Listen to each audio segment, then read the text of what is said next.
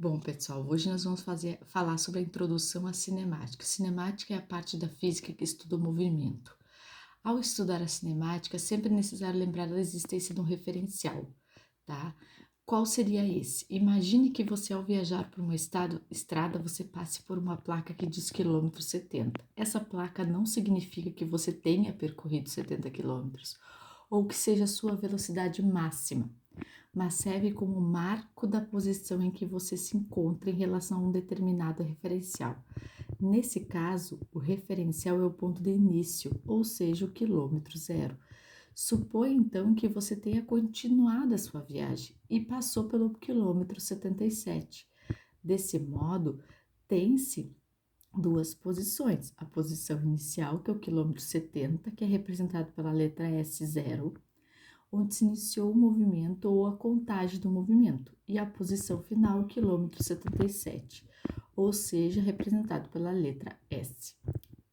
Utiliza-se a letra S para determinar a posição, uma vez que vem o termo em inglês space. Assim, é possível haver situações em que, em vez de utilizar o tempo posição, utiliza o tempo espaço, tá? Então, a posição, lugar onde se encontra um corpo em relação a um referencial previamente adotado. O S0 é a posição inicial e o S é a posição final, tá? A posição inicial é onde se inicia a contagem do movimento. Deslocamento escalar. A diferença entre a posição final e inicial, que é dada pela delta S, S menos S0, o delta é uma letra grega que a gente já conhece lá na matemática, que representa a variação. A distância percorrida corresponde à soma dos módulos dos deslocamentos efetuados, tá?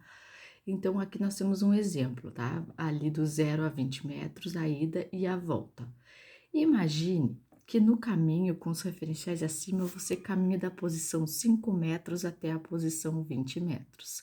E então volte à posição 20 metros, tá? Tu caminhou do 5 até o 20, depois voltou para o 20.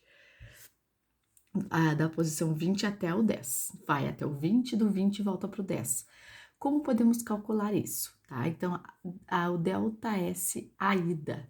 A ida foi que ele saiu do 20 menos 5, que é o final menos o inicial, tá? Porque ele estava nos 5 metros e foi para o 20 metros. Ou seja, o seu deslocamento foi de 15 metros. O delta volta, tá? Ele estava lá no 20 e voltou para o 10. Então, o final é 10 e o inicial é 20, porque ele estava no 20 e foi para o 10. Então, deu menos 10. Então, o deslocamento total foi 10 menos 5, 5 metros. O delta S negativo corresponde a uma volta. Nesse caso, a distância percorrida foi o deslocamento da ida, mais o módulo do deslocamento da volta, 25 metros, certo? Bom, vamos lá para o próximo instante de tempo. Momento em que o corpo se encontra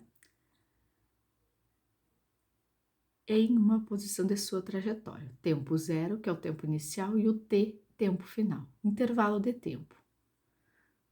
Tá? O intervalo de tempo é a diferença entre o tempo final e o tempo inicial. De definição de velocidade, tá? A taxa de variação da posição em relação ao tempo. Imagine que o indivíduo na figura abaixo, com o cronômetro em mãos, observa o próprio movimento. Desse modo, supõe que de sua posição inicial até a posição 2 metros, um segundo tenha se passado. Mantendo o mesmo ritmo, mais um segundo se passou e agora ele se encontra na posição 4 metros, e assim por diante. Assim, à medida em que o tempo passa, as posições também passam. Ou seja, a posição está variando 2 metros a cada segundo. Em outras palavras, 2 metros por segundo representa a velocidade. Como a gente falou, metros por segundo é a unidade de medida do sistema internacional, que é metros por segundo.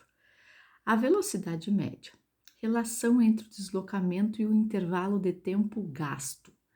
A velocidade média, no entanto, apenas dá uma ideia do quão rápido se esteve durante um deslocamento e não a realidade.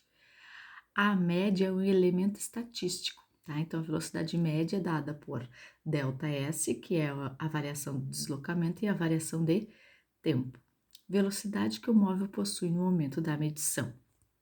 Bom, vamos lá. Conversão de quilômetros para metros por segundo. A gente já falou na aula anterior, então que apesar do Sistema Internacional dar a velocidade em metros por segundo, é provável haver situações em que seja dada em quilômetros por hora. Nesse caso, será necessário que se faça a conversão, tá bom? Então, se eu tenho de quilômetros por hora e quero para metros por segundo, eu vou dividir por 3,6. E se eu tenho metros por segundo e vou passar para quilômetros por hora, eu vou multiplicar por 3,6, tá? Então, então é isso, pessoal. Então, lembrem bem daquela formulazinha. Velocidade média é o deslocamento dividido pelo tempo, tá?